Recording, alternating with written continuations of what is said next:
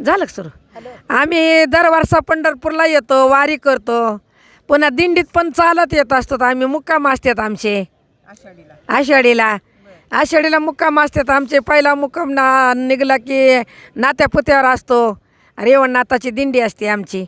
रेवणनाथाची दिंडी असते. पहिला मुक्काम नात्यापुत्यावर असतो, दुसरा मुक्काम आमचा कुकडगावमध्ये असतो, तिसरा मुक्काम आमचा पंढरपूर ह्याच्यात नाही परंड्यात असतो.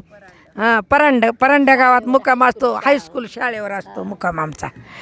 तिथून निघलं की ती आड्याला एक कुर्डवाडीला माणूस मोठे आहेत आपले ह्याचे मारवाड्याचे. तिथं रिंगण असतं, घोड्याचं पालखी असती, रिंगण असतं, फुगड्या असतात, झेंड्यावाली पळतात, बाया फुगड्या खेळतात, गाणे म्हणतात. कुणी रिंगण घोड्याचं असतं बघतो. त्या माणूस जेवाय खवाय करतं. आमचं मग सकाळच्या पारच्याला निघलं की मग आमचा कुर्मा दासावर दुपारचा ठेपा. लय छान वाटतं. गाणे म्हणतात बाया. तिथं वड्या भाकरीची पंगत असती. कुणी लोणचं वाढतं, कुणी काय पण पंक्तीला वाढतं, कुणी बर्फी वाढतं, कुणी ती भालुशाही वाढतं. असं म्हणजे चांगला आम्हाला आनंदाचा दिवस जातो आणि आम्ही आनंद लुटायलाच येतो.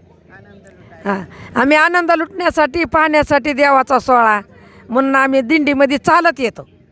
मग नंतरचा शेवटचा मुक्काम आमचा रोपड्यात असतो, बेंड्र्यात असतो.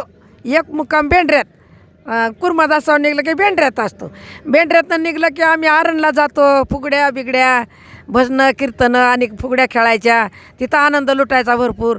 वाटाने बी आपलं सावते महाराज आहेत आमच्या तिथं.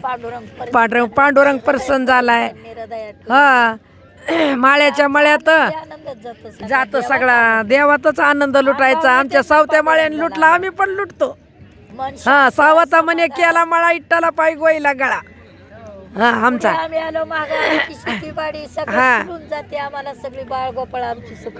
सुखात राहते. चांगलं वाटतं. आनंद वाटतो. आणि तिथनं झाल्यानंतर की रोपड्यात मुक्काम असतो. तिथनं पण आमच्या 65 एकरामध्ये आमची दिंडी असते. 65 एकरामध्ये दिंडी असते आमची. अण्णासाहेब देशमुख ईट गाव.